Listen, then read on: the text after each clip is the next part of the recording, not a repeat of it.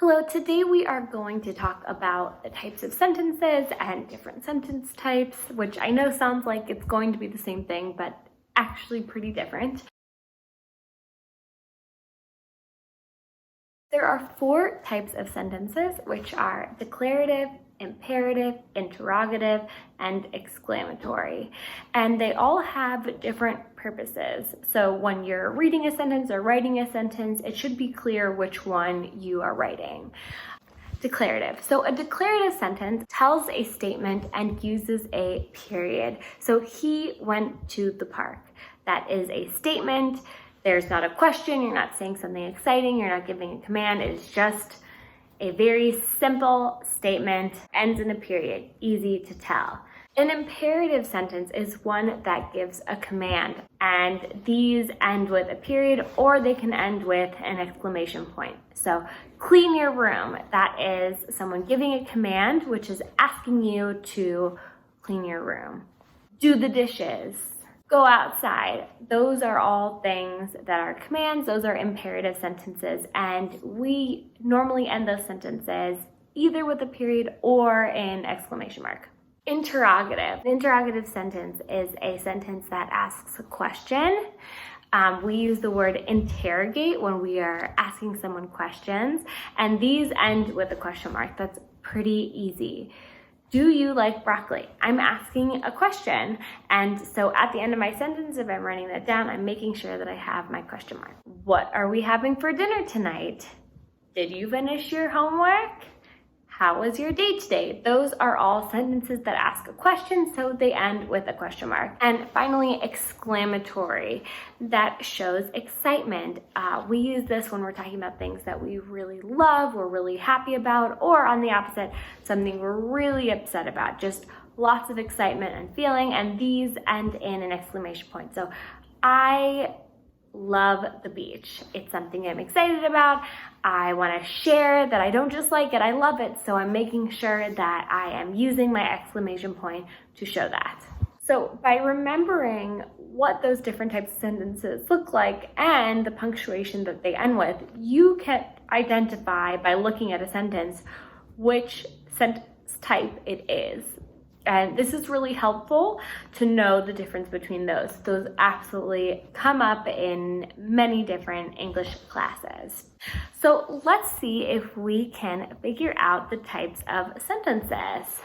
So label the type of sentence and add the correct punctuation mark.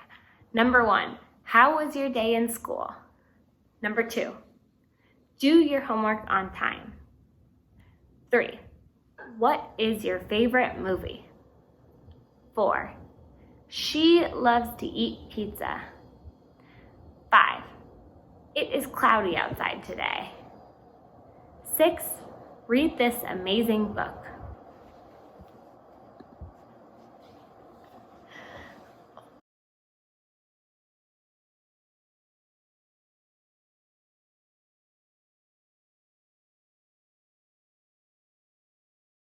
A great way to help you figure out different sentences when you're doing an activity in school or trying to just create your own writing is to read the sentence out loud. The way in which you read it could give you a huge hint as to what type of sentence. So in addition to the 4 types of sentences, there's also different sentence types, and those are kind of within the structure of the sentence, how we write a sentence.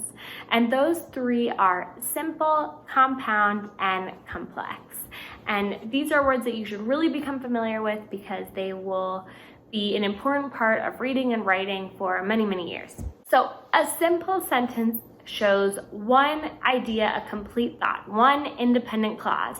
An independent clause has a subject and a predicate, and it can exist alone as a sentence.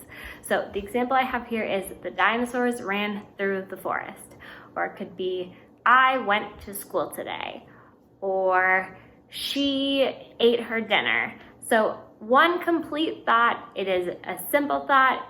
Doesn't really matter how long or short it is, but it's just a subject and a predicate. Next is a compound sentence. Now this is a little bit trickier because it combines 2 ideas. So in a simple sentence, we had one independent clause, but in a compound sentence, it has 2 or more independent clauses. So remember, An independent clause is a complete thought with a subject and a predicate, and a compound has now two of those, and they're joined by a comma and a conjunction. So independent clause, comma, conjunction, independent clause, or more.